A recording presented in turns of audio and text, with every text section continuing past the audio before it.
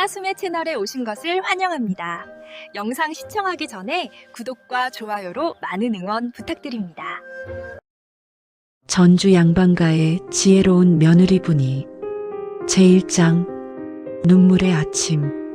전라북도 전주 한옥마을 뒷골목. 기와집들 사이로 숨은 듯 자리한 초라한 초가집에서 25분이가 눈을 떴다. 창호지 사이로 스며드는 새벽빛이 그녀의 수척한 얼굴을 비췄다. 가늘고 긴 눈매, 오똑한 코, 작은 입술. 한때는 동네에서 소문난 미인이었지만 지금은 뼈만 앙상하게 남은 얼굴이었다. 아, 어머님. 분이가 벌떡 일어나 부엌으로 달려갔다. 쌀독을 열자 바닥이 훤히 보였다. 보리쌀 한 줌도 남지 않았다. 그녀의 입술이 파르르 떨렸고 눈시울이 붉어졌다. 방문이 열리며 시어머니 박씨 부인이 나왔다. 60이 넘은 나이, 주름진 얼굴에도 꼿꼿한 자세를 유지하려 애쓰는 모습이 애처로웠다. 하지만 오늘은 그 어깨마저 축 늘어져 있었다. 분이야, 오늘은 굶어야겠구나. 박씨 부인의 목소리가 떨렸다. 그녀는 며느리를 바라보다 고개를 돌렸다. 눈가에 고인 눈물을 들키고 싶지 않았다. 어머님, 아닙니다. 제가 꼭 방법을 찾겠습니다. 분이의 목소리도 떨렸지만 그녀는 억지로 웃음을 지었다. 입꼬리가 올라갔지만 눈은 웃지 않았다. 마루에서 기침 소리가 들렸다. 남편 이강서였다. 30대 초반의 준수한 선비였지만 요즘은 기침이 잦아졌다. 병을 얻은 것이었다. 아내. 강서가 힘없이 불렀다. 그의 눈에는 미안함과 자책감이 가득했다. 입술을 깨물며 주먹을 불끈 쥐었지만 힘없이 풀어졌다. 분이는 달려가 남편의 등을 토닥였다. 서방님, 괜찮습니다. 제가 다 해결하겠습니다. 그녀는 웃었지만 남편이 보지 못하게 고개를 돌렸을 때 눈물이 주르륵 흘렀다. 제2장 마지막 남은 것. 분이의 손에는 어머니가 시집올 때 주신 비녀 하나가 남아 있었다. 은으로 만든 매화꽃 무늬가 새겨진 비녀. 그녀는 비녀를 꺼내 한참을 바라봤다. 어머니. 죽은 어머니가 떠올랐다. 가난한 농부의 딸이었던 그녀를 양반가로 시집 보내며 어머니는 이렇게 말했었다. 분이야, 이 비녀는 우리 집안 3대째 내려오는 거란다. 정말 어려울 때만 쓰거라. 그때 어머니의 눈에는 눈물이 가득했었다. 거칠고 주름진 손으로 분이의 손을 꼭 잡았던 그 따뜻함이 아직도 생생했다. 분이는 비녀를 가슴에 꼭 안았다. 눈물이 주르륵 흘렀다. 하지만 그녀는 이를 악물고 일어섰다. 어머니, 용서하세요. 하지만 어머님과 서방님을 굶길 순 없어요. 전주 남부시장. 분이는 비녀를 품에 안고 시장으로 향했다. 봄바람이 차가웠다. 그녀의 마음은 아팠지만 웃음을 잃지 않으려고 애쓰고 있었다. 비녀 사세요. 수는 비녀입니다.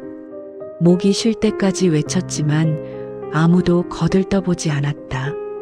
사람들은 그녀의 초라한 행색을 보고 피해 지나갔다. 저리가, 거지 같으니. 한 안악이 손사래를 치며 지나갔다. 분이의 얼굴이 붉어졌다. 수치심과 굴욕감이 밀려왔지만 그녀는 참았다. 해가 중천에 떴다. 배에서 꼬르륵 소리가 났다. 어제부터 아무것도 먹지 못했다. 눈앞이 아찔했지만 분이는 쓰러질 수 없었다. 그때였다. 아가씨, 그 비녀 얼마요? 뚱뚱한 중년 남자가 다가왔다. 기름진 얼굴에 좁은 눈매의 김도령이었다. 500냥입니다. 분이의 목소리가 떨렸다. 기대와 두려움이 뒤섞인 목소리였다. 김도령이 비녀를 집어들더니 코웃음을 쳤다. 500냥? 이딴 게 100냥도 아깝소. 그의 말에 분이의 얼굴이 창백해졌다. 입술이 파르르 떨렸고 눈에서 눈물이 흘렀다. 제발, 이건 어머니가 주신. 목이 메어 말을 잇지 못했다. 무릎이 꺾이며 주저앉았다.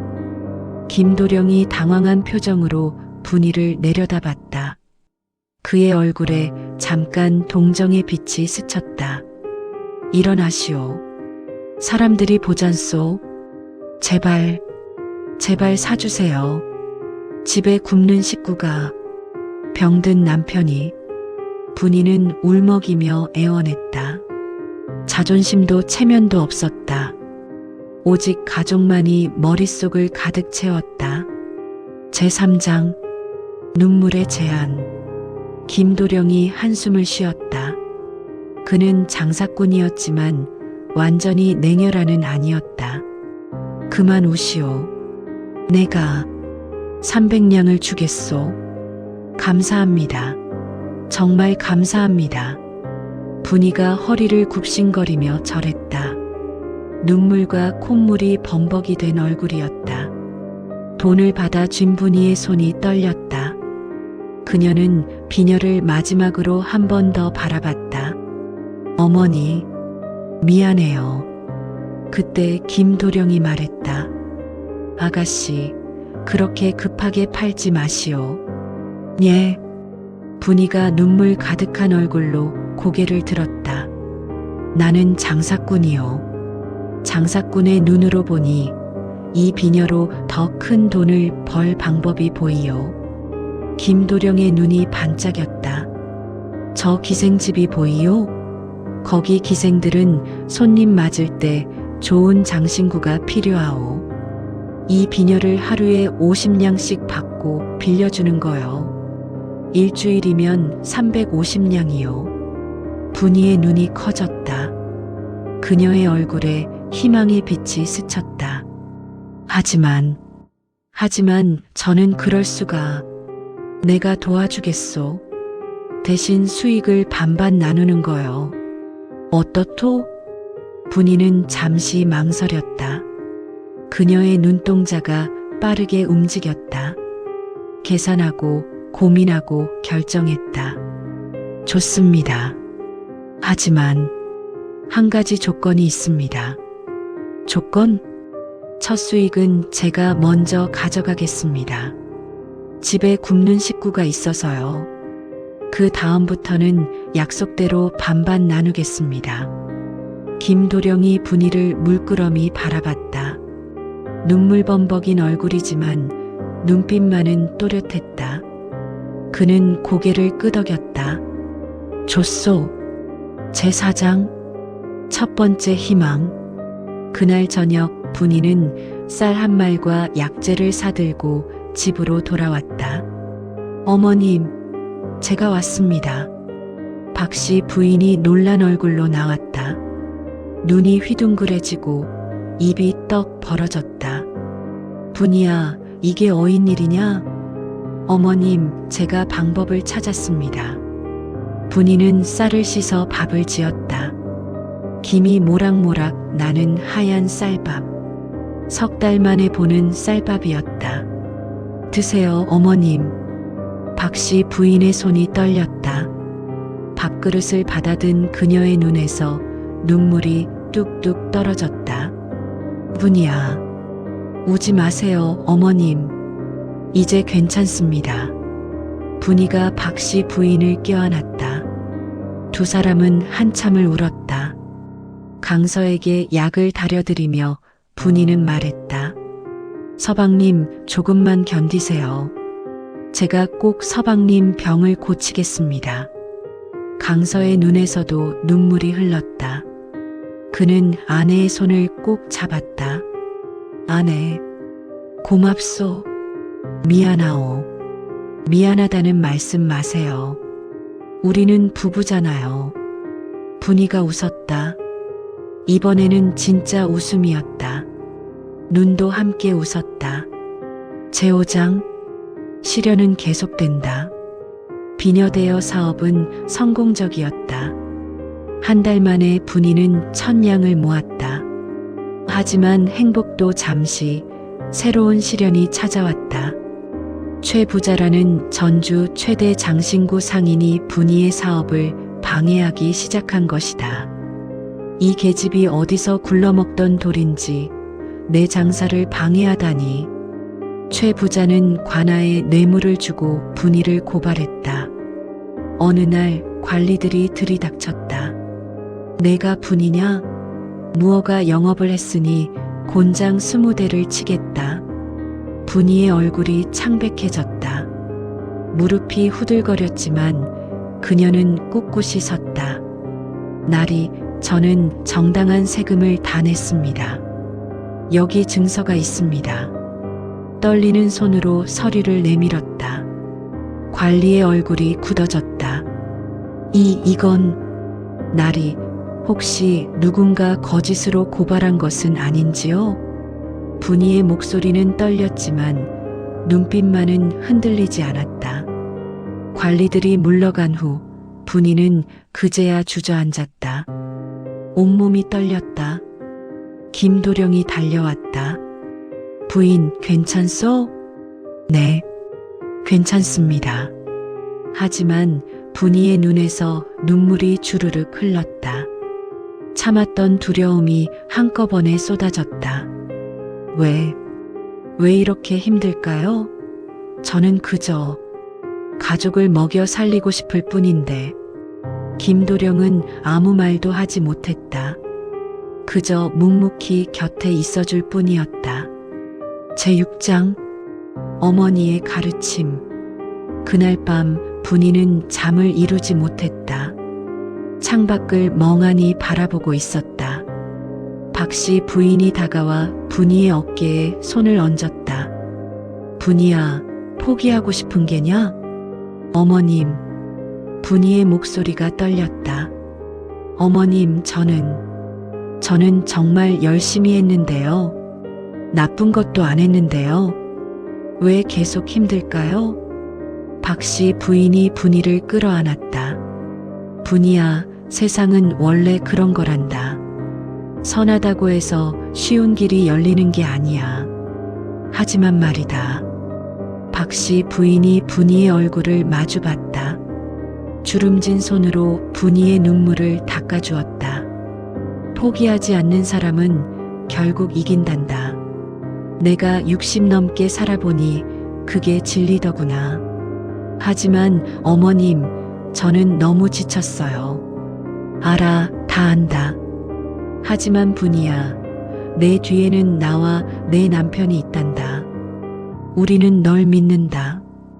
박씨 부인의 눈에도 눈물이 고였다.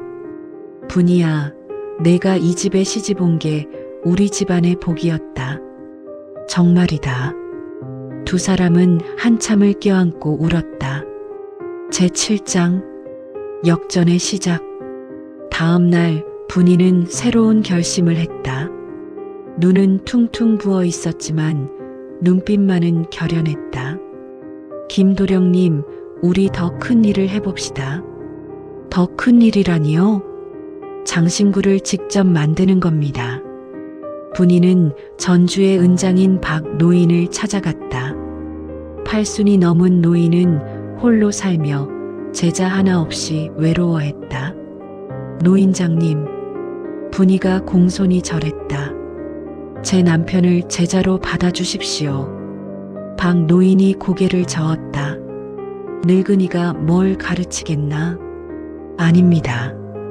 분이가 노인의 손을 꼭 잡았다.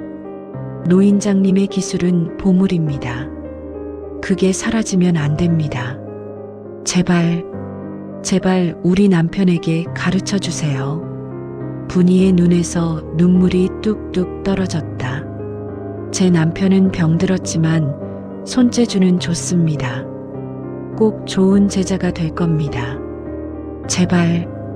박 노인의 눈가가 붉어졌다. 그는 고개를 끄덕였다. 알았네. 가르쳐 주겠네. 노인의 목소리도 떨렸다. 강선은 박 노인에게 열심히 배웠다. 처음에는 기침 때문에 힘들어했지만 점점 나아졌다. 무언가에 집중하니 병도 나아지는 것 같았다. 아내, 나도 뭔가 할 수 있다는 게 기뻐요. 강서의 눈에 생기가 돌았다. 분이는 남편의 손을 잡고 함께 울었다. 제8장 함께하는 기적. 석 달 후 강서가 만든 첫 작품이 완성됐다. 나비 모양의 은비녀였다.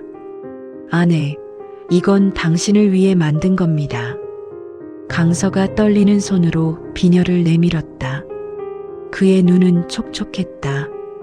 당신은 나비처럼 아름답고 꽃을 찾아 날아다니는 나비처럼 부지런하니까요. 분이는 비녀를 받아들고 한참을 바라봤다. 눈물이 뚝뚝 떨어져 은비녀를 적셨다. 서방님, 두 사람은 껴안고 울었다. 분이는 그 비녀를 전주 최고의 기생춘향에게 보여줬다. 사장님, 이 비녀 어때요? 춘향의 눈이 반짝였다. 세상에, 이렇게 아름다운 비녀는 처음 봐요. 춘향이 비녀를 꽂고 나타나자 전주가 떠들썩해졌다. 양반댁 부인들이 줄을 섰다. 나도 그런 비녀를 주시오. 나도요. 분이의 가게는 손님으로 넘쳐났다. 김도령이 울며 웃었다. 부인, 우리가 해냈소. 해냈어요. 제구장, 용서와 화해. 최 부자가 가게 문을 두드렸다. 그는 고개를 숙인 채 서 있었다. 부인, 내가 잘못했소. 그의 목소리는 떨렸고 어깨가 축 늘어져 있었다. 분이는 최 부자를 물끄러미 바라봤다. 가슴속에서 원망이 치밀어 올랐다. 그 사람 때문에 얼마나 힘들었는가. 하지만 박씨 부인의 말이 떠올랐다. 포기하지 않는 사람은 결국 이긴다. 분이는 깊게 숨을 들이마셨다. 최 어르신, 분이의 목소리가 떨렸다. 어르신도 힘드셨겠어요. 장사가 안 되니까요. 최 부자의 고개가 더 숙여졌다. 함께하면 안 될까요? 어르신께서는 큰 가게가 있으시잖아요. 우리 물건을 팔아주세요. 같이 잘 살아요. 최 부자가 고개를 들었다. 그의 눈에는 눈물이 가득했다. 정말, 정말이요? 네.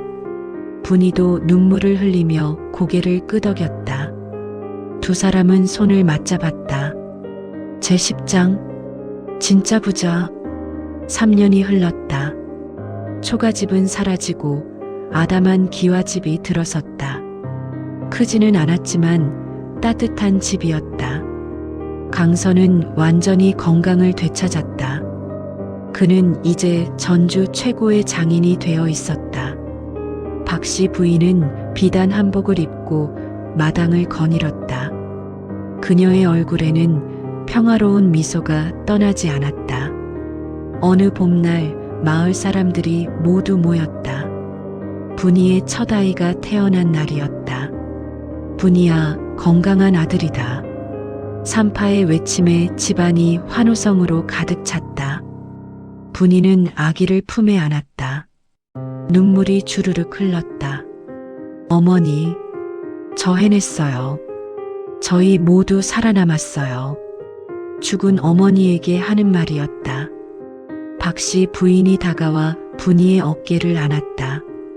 분이야, 내가 우리 집안을 살렸다.